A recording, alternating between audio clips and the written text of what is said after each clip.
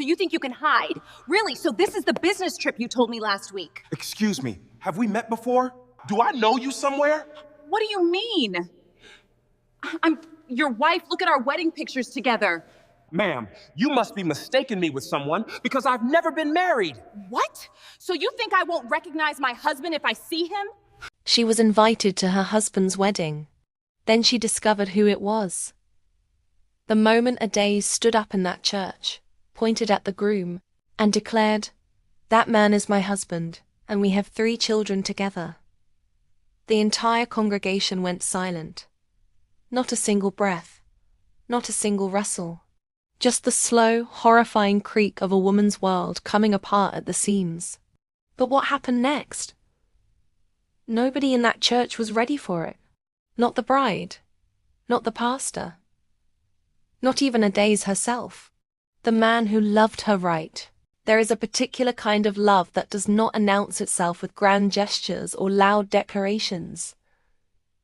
The kind that simply shows up, day after day, in the smallest of details, in the weight of a warm hand on a tired shoulder, in the way a man notices when you haven't eaten since morning, and quietly sets a plate before you without being asked. That was the kind of love Chukwuemeka Obi gave Adaeze.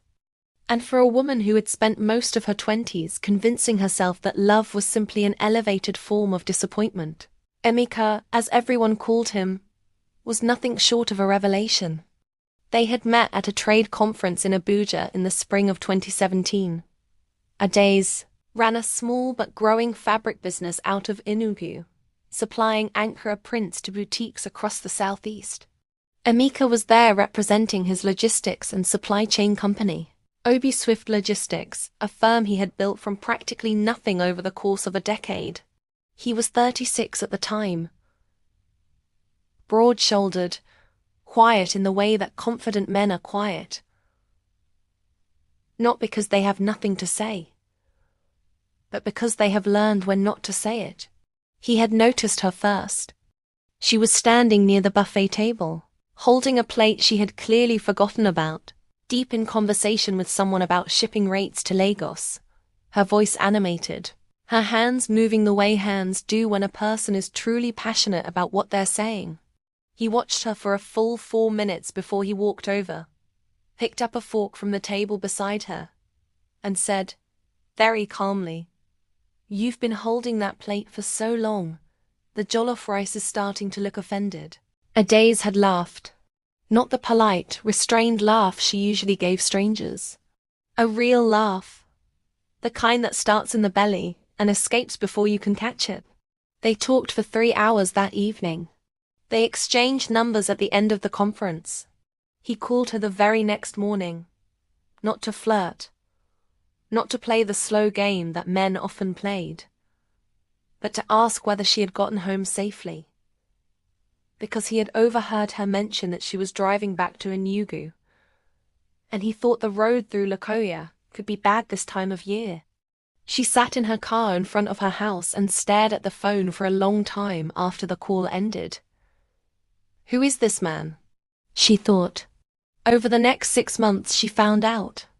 Chukwuemeka Obi was the son of a retired school principal and a retired nurse from Niue. He was the second of 4 children. He had studied business administration at the University of Nigeria, Nsukka, worked briefly at a transport company in Lagos, and at 26 had returned to the southeast with 70,000 naira in savings, and an idea for a logistics company that everyone around him said was too small a dream and too large a risk. He proved them wrong. He was generous, not with money, though he had enough of it, but with time, with attention, with the specific quality of presence that made you feel like the most important person in the room, even when the room was full. He remembered things, not just birthdays and anniversaries, but small things. The name of her primary school teacher she had mentioned once in passing. The fact that she couldn't eat fried plantain without a side of pepper sauce. The exact way she liked her tea. 2 sugars, no milk, lukewarm, not hot. He was romantic in the old-fashioned sense, not the social media sense, There were no extravagant posts, no public decorations designed for likes and comments. His romance was private and deliberate. Handwritten notes left on the kitchen counter before he travelled. Flowers sent not on Valentine's Day, but on random Tuesday afternoons because he had passed a flower seller on the road and thought of her. A surprise drive to Oguta Lake one Saturday morning, just because she had mentioned months earlier that she had never been and always wanted to go. They dated for 14 months before he proposed. He did not propose at a restaurant. He did not hire a photographer or arrange a flash mob. He proposed on the veranda of her mother's house in Enugu, on a Sunday afternoon after lunch, in front of her mother and her 2 younger sisters, with a simple gold ring and 12 words.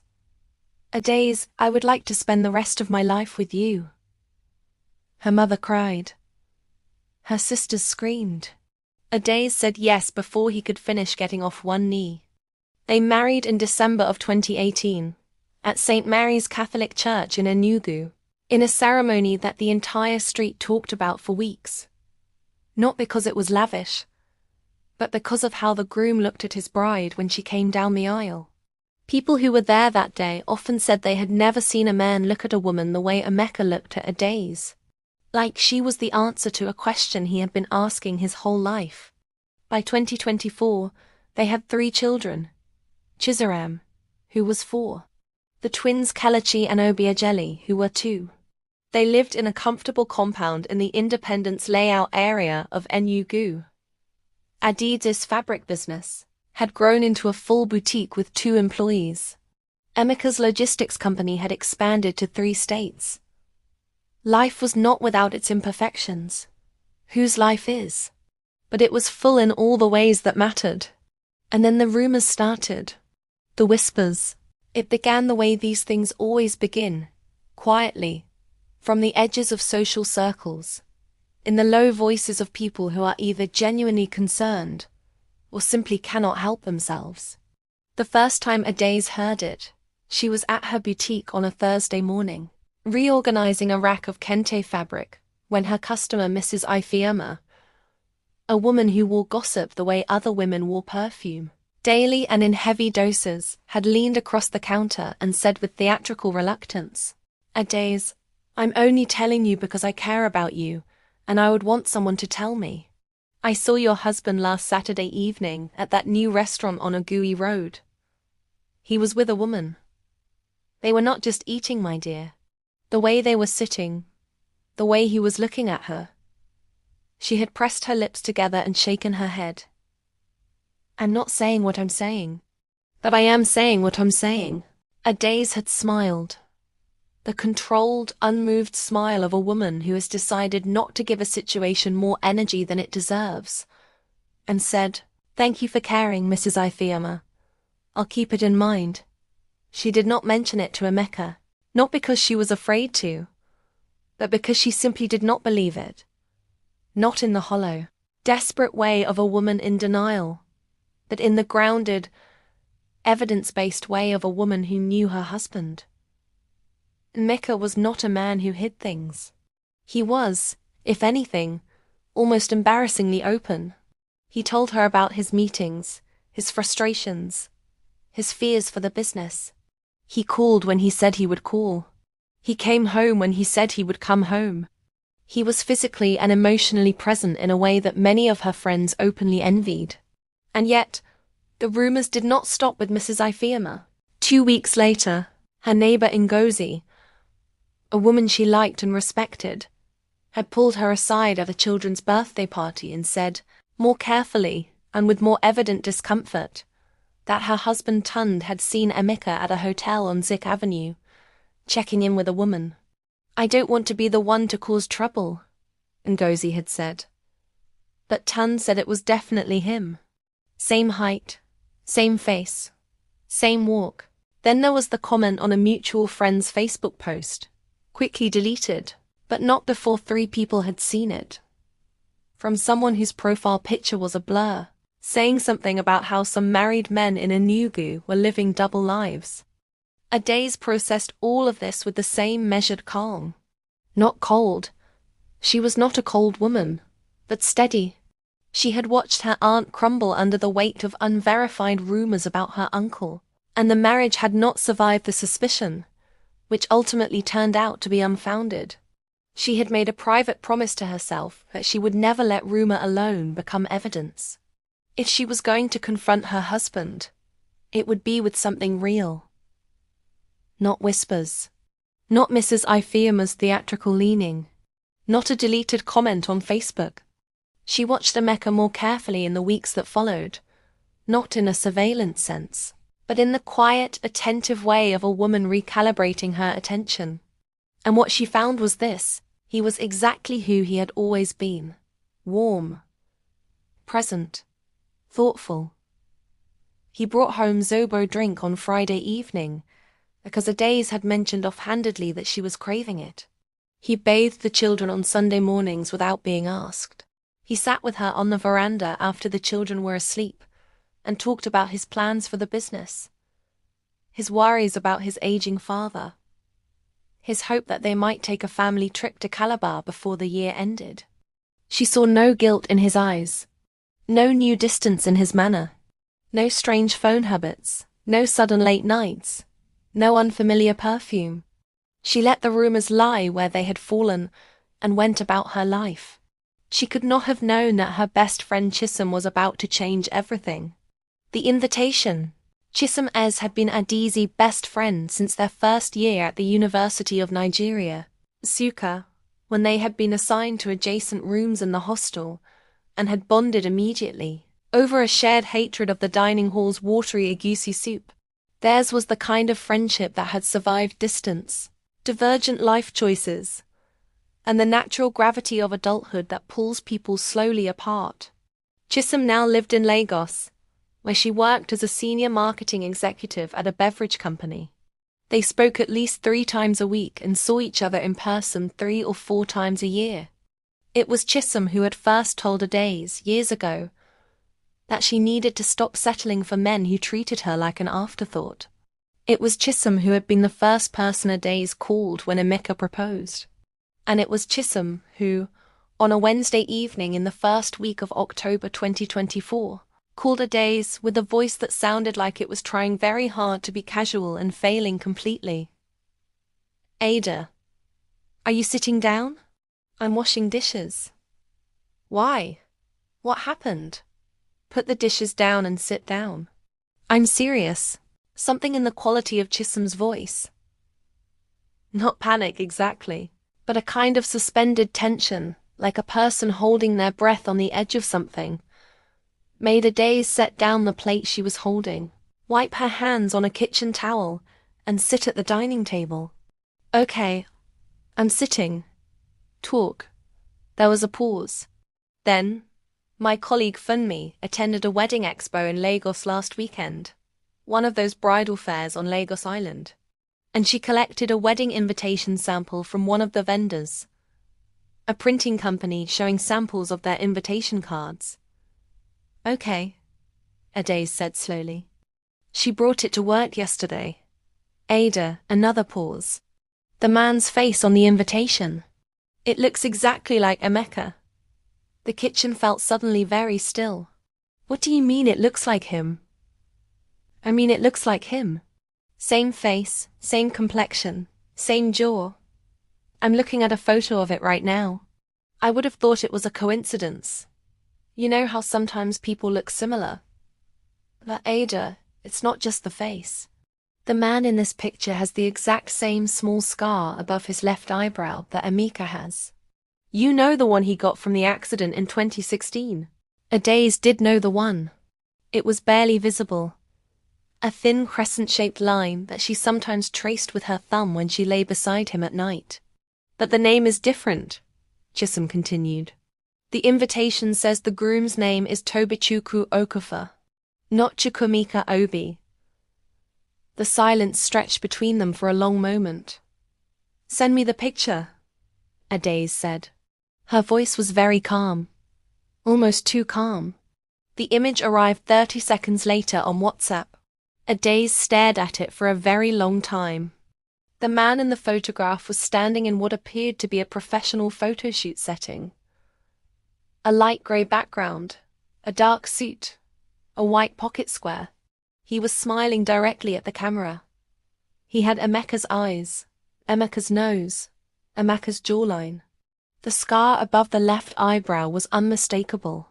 But the name on the invitation, in elegant gold script, Tobichukwu Emmanuel Okafor, Enekshi Adawa Salami, cordially request your presence at their wedding ceremony. The date on the invitation was the 14th of December, 2024.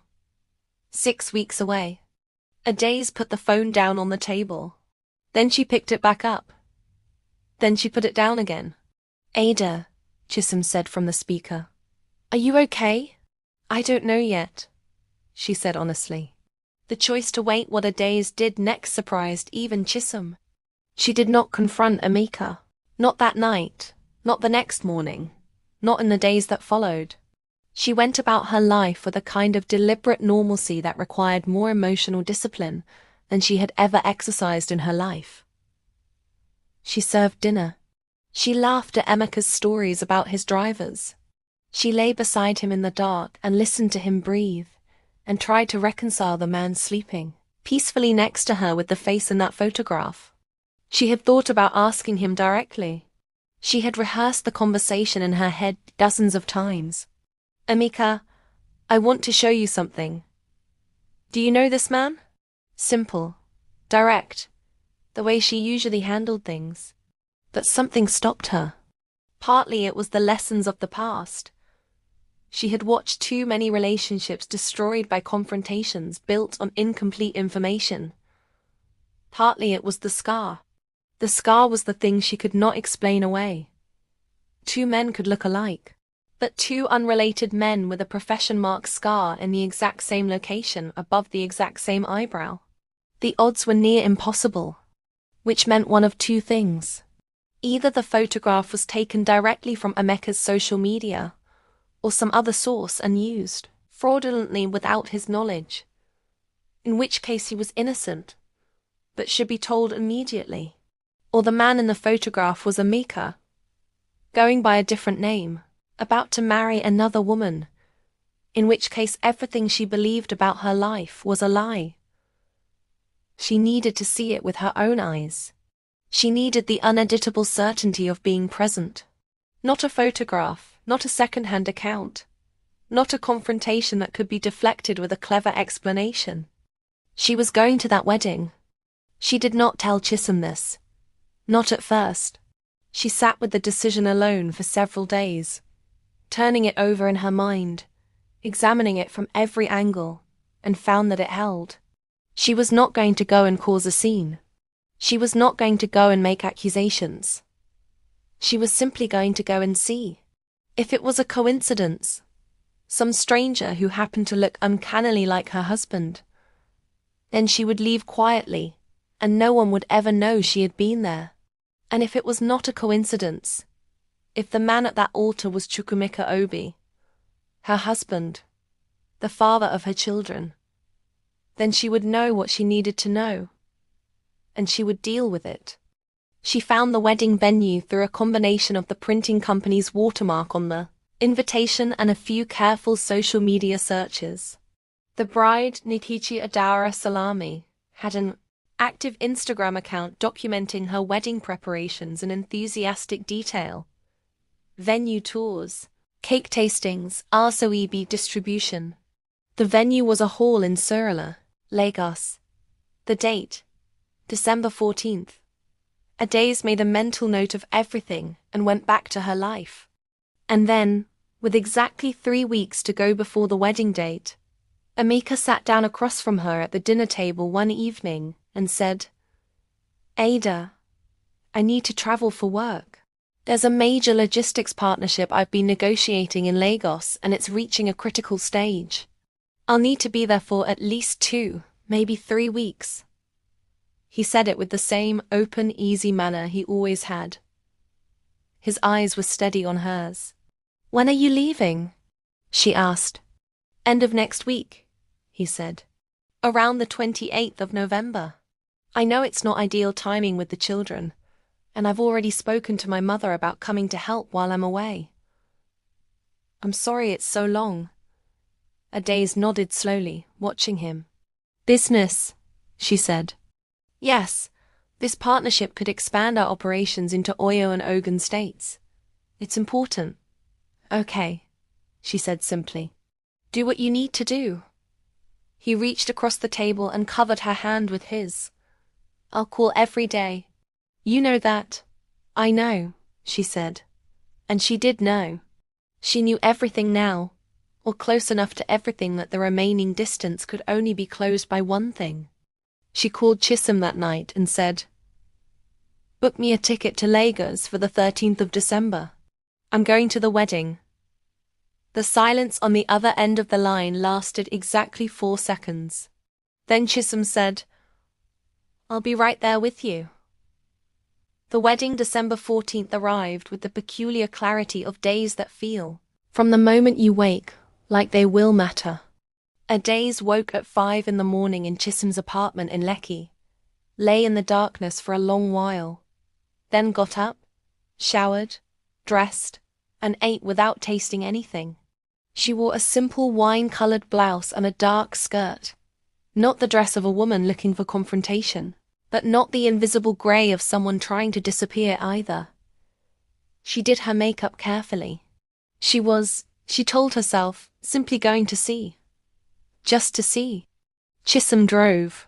They spoke very little on the way to Surala. The hall was decorated beautifully. White draping and gold accents, rows of white chairs. The kind of effort and expense that speaks of months of planning and genuine hope.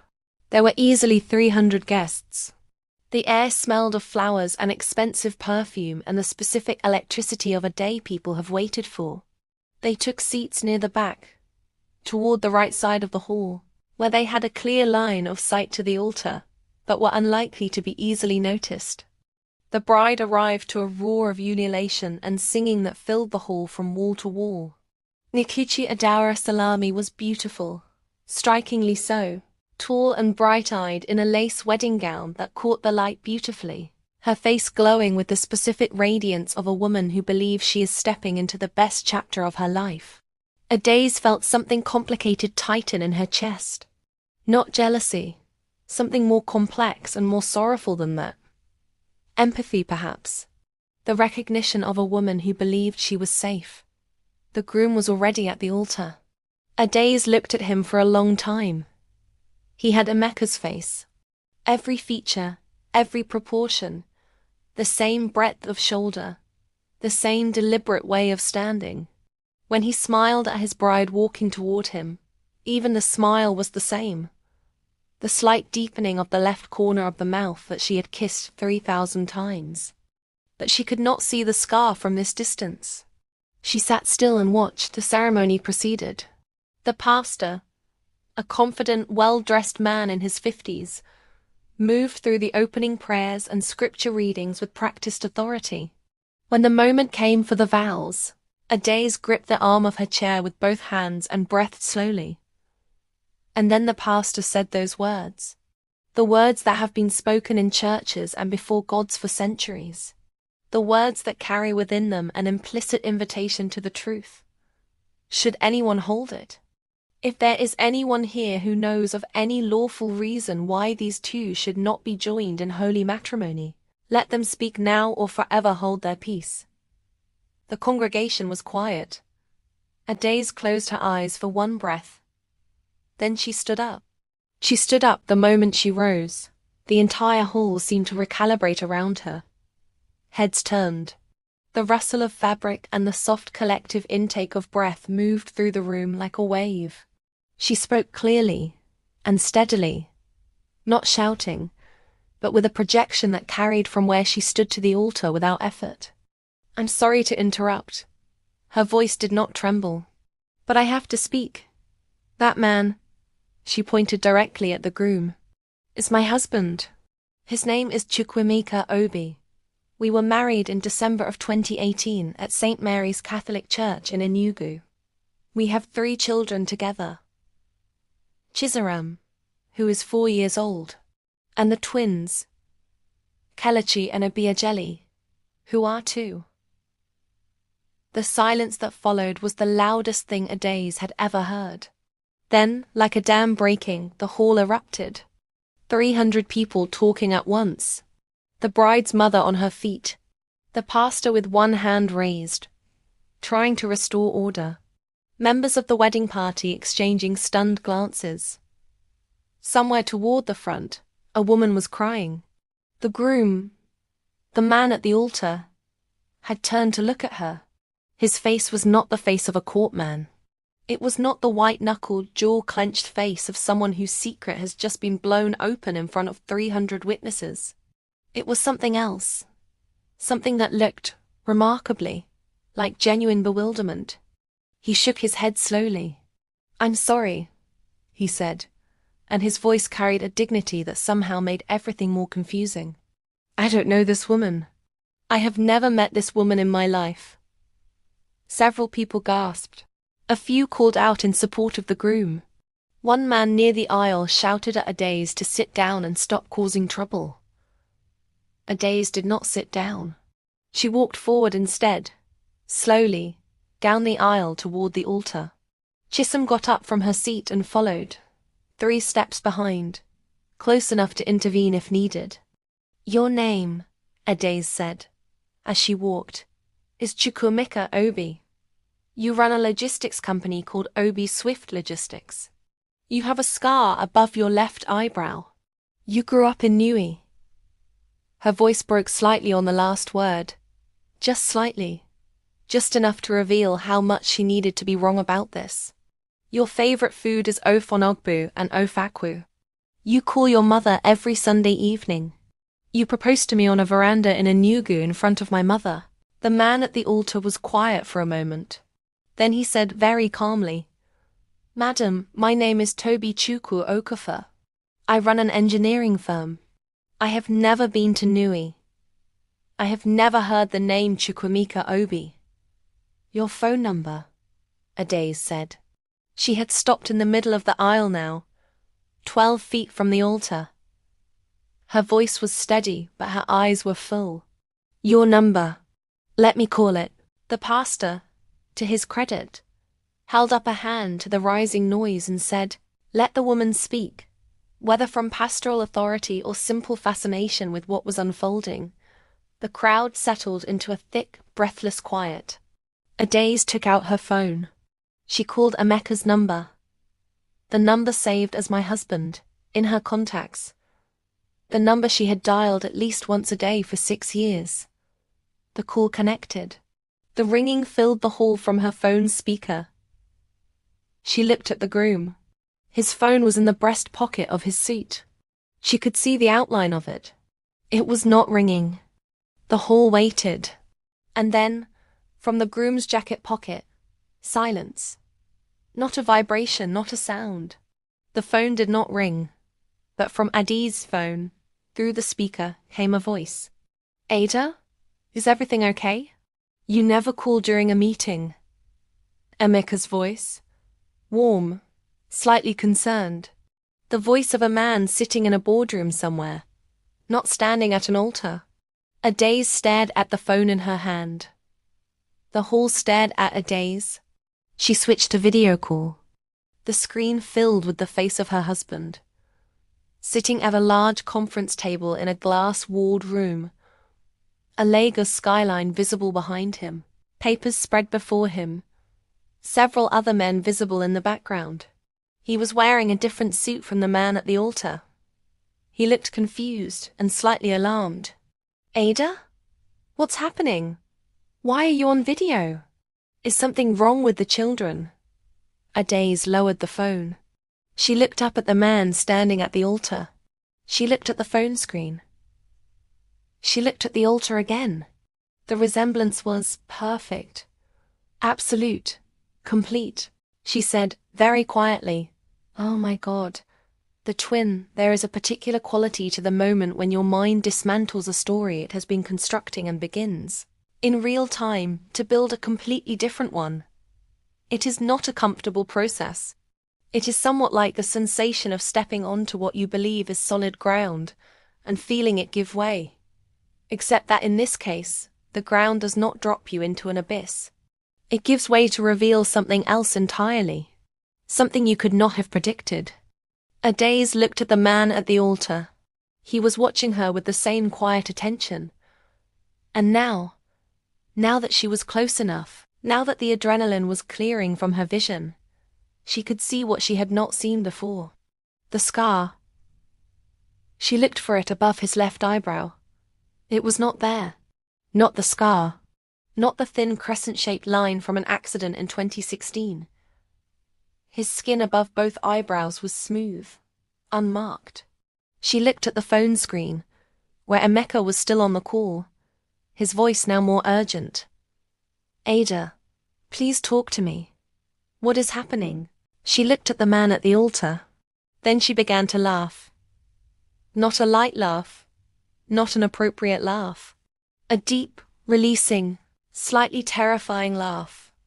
The laugh of a woman who has just been through the most intensely mortifying experience of her adult life and emerged, inexplicably on the other side of it intact.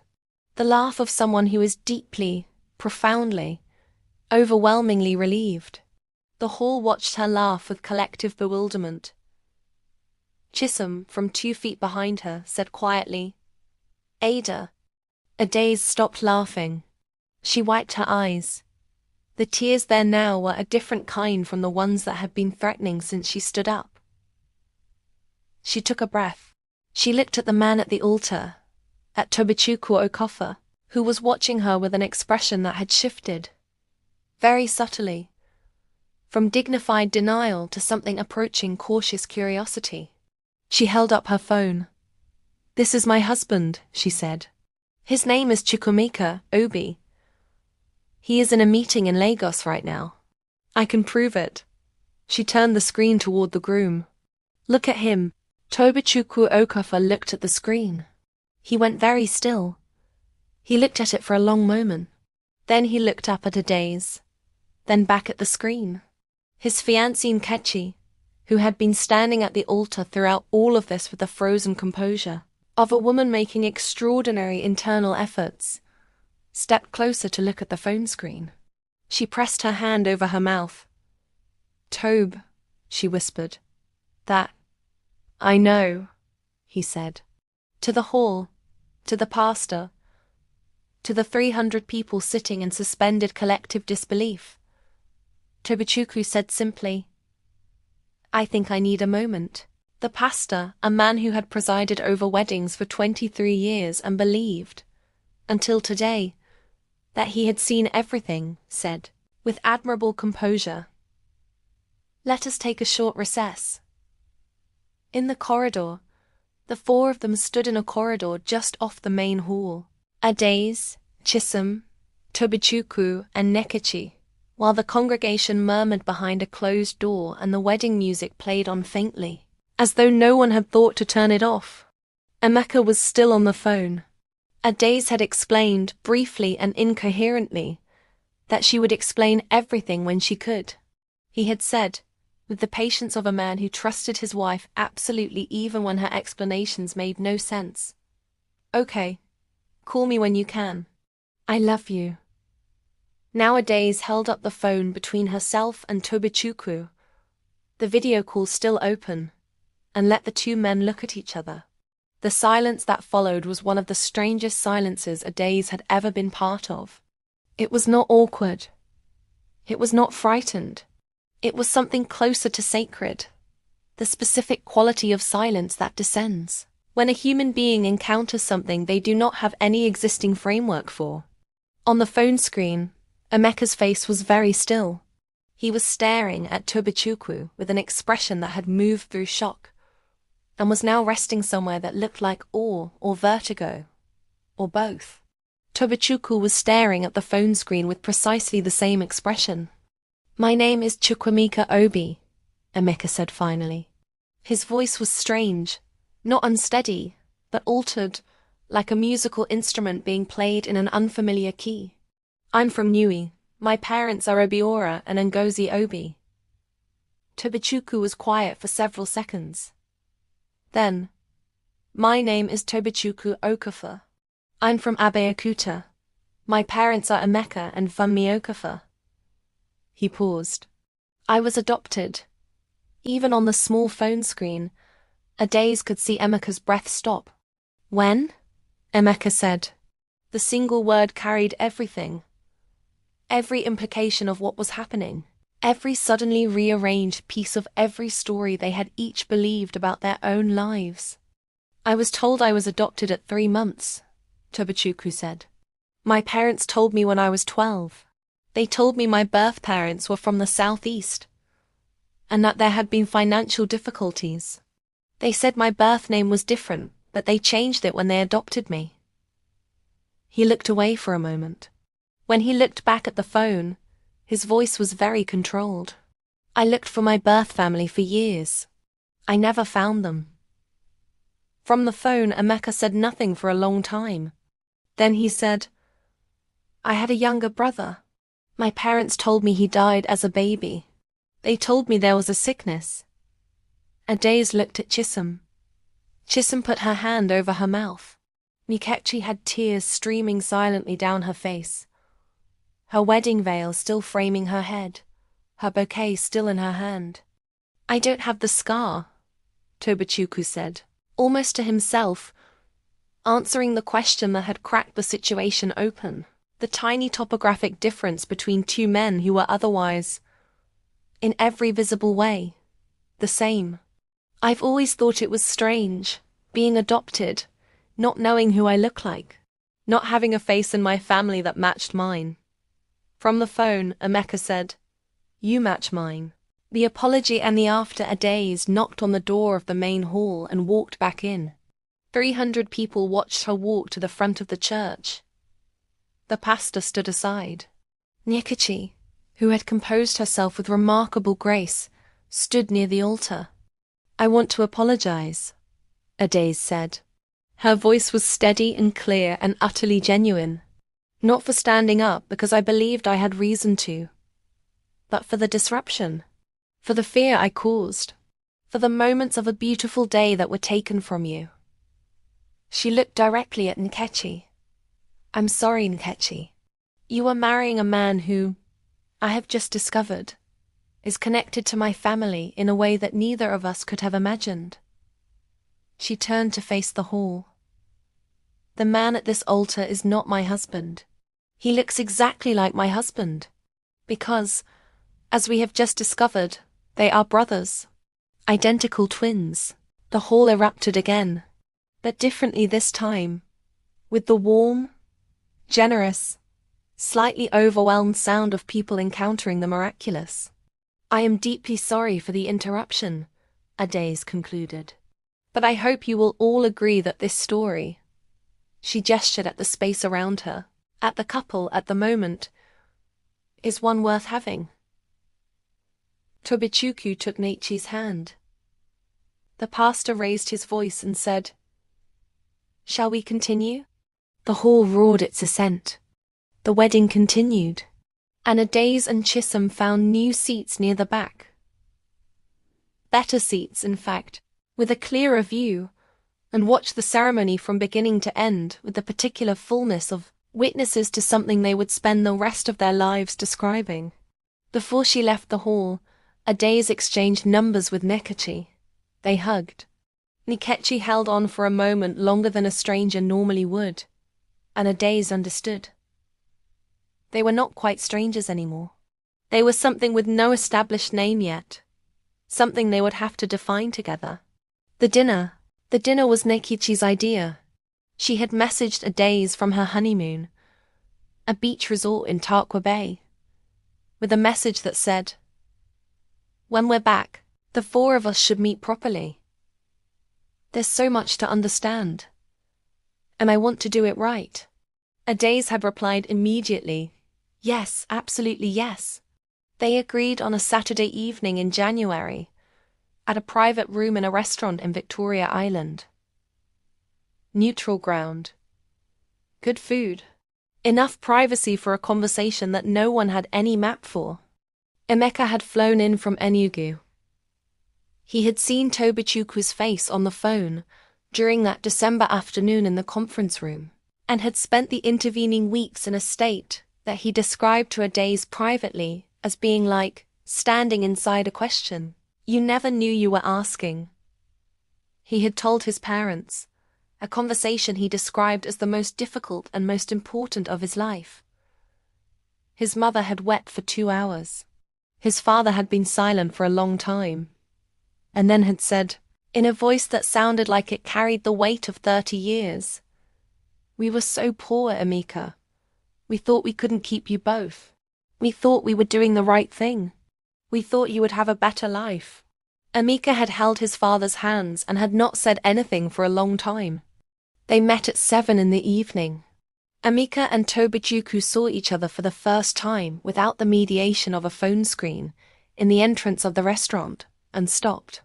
They stood 4 feet apart and looked at each other, not at a photograph, not at a screen, at each other in full, physical, irreducible presence, at the face that was their own face, at the eyes that had the same depth, the same light, the same private history written in them in different chapters. Nikki watched her husband's face. Adaeze watched hers. Then Emeka took 2 steps forward and put his arms around his brother. And Tobechukwu, after one moment of stillness, the stillness of a man who has waited 34 years for something he did not know he was waiting for, held on. What the dinner revealed, they sat at the table for 4 hours. The food arrived and was eaten slowly. The way food is eaten when the conversation taking place is larger than appetite. They drank palm wine and then later sparkling water, and talked in the way that people talk when they have an enormous amount of time to recover and an enormous amount of ground to cover. Emeka and Tobechukwu discovered they had lived parallel lives in ways that seemed too deliberate to be accidental. Both had studied business-related fields. Both had started their own companies in their late 20s. Both were the kind of men who called their mothers regularly and arrived early for appointments and kept their word. Both preferred ofe onogbu to all other soups, a fact that made Adaeze laugh until she had to set down her fork, because Tobechukwu looked genuinely startled by this overlap, as though the shared preference for a specific Igbo soup was somehow more intimate a revelation than the shared face. Nkechi, who was a warm and perceptive woman, said at one point during the dinner, "It's like watching 2 instruments playing the same song by different musicians. The song is the same, but the style is slightly different." "That's exactly it," Adaeze agreed. They talked about the adoption. Tobechukwu said that the Okafors, his adoptive parents, both still living, both healthy, had given him a good life, a loving home, a strong foundation. "They are my parents," he said clearly. "Nothing about tonight changes that. But," he paused and looked at Emeka, "I always felt like there was a room inside me that was locked, a door I kept walking past." Emeka nodded slowly. "I felt that too. I never understood why. I was happy. I had everything. But there was always something—" He made a gesture with his hand that meant, "Something I can't describe.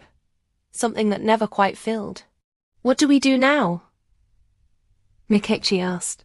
It was Adaeze who answered, in the practical, warm, clear-eyed way that had always been her particular gift. "We do what families do," she said. "We figure it out, together, slowly, without a script."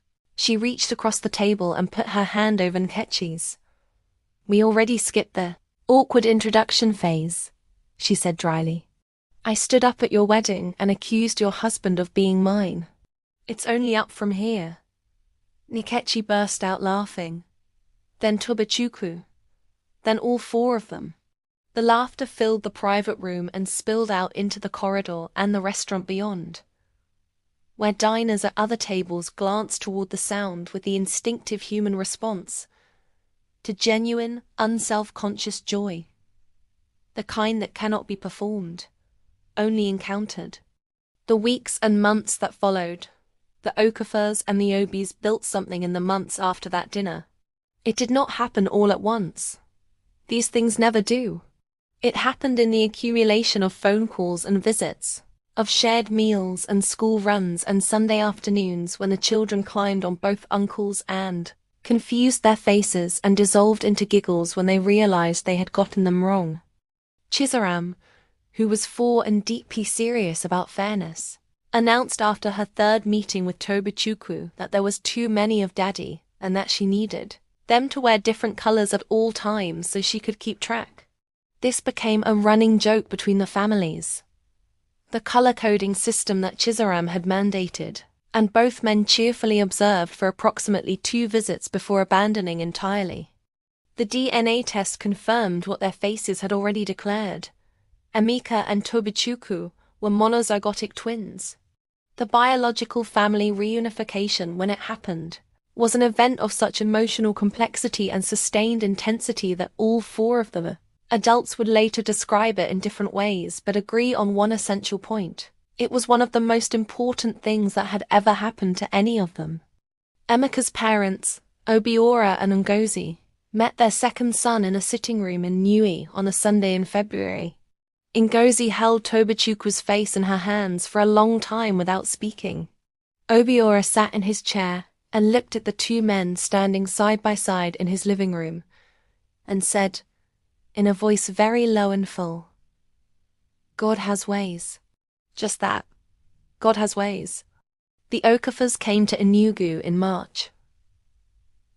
Tobachukwu's adoptive mother Funmi and Emeka's mother, Ngozi, spent the afternoon in the kitchen together, comparing recipes for ofe oha with the competitive warmth of women who recognize in each other a kindred spirit. By the end of the afternoon they were exchanging phone numbers and plans for a joint family vacation to Calabar. Adaeze and Nechi, who had begun their acquaintance under circumstances that most people would call inauspicious, became something that neither of them had expected, and both of them recognized immediately. Genuine, essential friends. Not the performed friendship of in-laws obligated to each other by marriage, but the rare, self-selecting friendship of 2 women who simply and completely understood each other. They spoke almost every day. They took a girls' weekend together to Port Harcourt in April. Just the 2 of them. No husbands, no children, and returned looking lighter, easier, more themselves. "She is the sister I never had," Adaeze told Chisholm on the phone afterward. "Which is strange, because she married my husband's twin, which means technically she is my sister. But it doesn't feel technical. It just feels real." Chisholm, who had been present for the original moment of unravelling, and therefore felt a proprietary fondness for the way it had all resolved, said, "I told you that wedding invite was going to be important." "You absolutely did not tell me that," Adaeze said. "I'm telling you that now, in retrospect," Chisholm said. "Same thing. What remained?" On a Saturday evening in September 2025, the 2 families gathered in the compound of Emeka and Adaeze's home in Enugu for what had become a quarterly tradition. The family dinner that neither family had given a name to because naming it would have made it formal. And they wanted it to remain what it was. Easy, imperfect, alive. The children ran between the legs of the adults in the yard. Chizaram had given up on the color-coding system and adopted a new method of telling her father and uncle apart. She simply looked for the scar. "The one with the line is Daddy," she had explained to Kelechi, with the authority of a 4-year-old who has solved a problem that confounded several dozen adults. "The one without is Uncle Tobe." Emeka and Tobachukwu sat on the veranda after dinner. The way they increasingly sat together, side by side, in comfortable silence, with no particular agenda. Adaeze watched them from the kitchen doorway. She was thinking about the story's shape, about how a rumor and a wedding invitation and a scar and a phone call had assembled themselves, without anyone's permission, into something she had no name for, and no desire to explain away. She thought about what she had felt when she stood up in that church. The terror of it, yes, but also, beneath the terror, something firm. Something that belonged to her. The willingness to face what was true, even when she did not yet know what true was. She had been wrong about what she thought she knew, but she had been right to look. And what she had found in the looking was not what she had feared. It was something she had not known to hope for. A brother returned from a long absence. A second family, built from the material of an inexplicable coincidence and a church full of witnesses. A sister in the form of a bride whose wedding she had nearly ended before it had fully begun. And her husband, her steady, warm, present, unmistakably his own Scar husband. Standing on the veranda with his brother, the two of them so alike, and so different that the eye kept moving between them. The way the eye moves between two reflections in facing mirrors, finding in each the echo of the other. And in the echo, something new. Nkechi appeared beside Adaeze in the doorway, holding 2 cups of tea. She offered one without speaking. Adaeze took it. They stood together and watched their husbands in the evening light. I still can't believe it sometimes, Nkechi said quietly. Any of it. Neither can I, Adaeze said. Are you glad you stood up? Adaeze was quiet for a moment. She looked at the man with the scar, and the man without one. At Chizaram, who had climbed into Tobichuku's lap and fallen asleep there, one small hand curled against his chest. Yes, she said. I'm glad I stood up. She sipped her tea.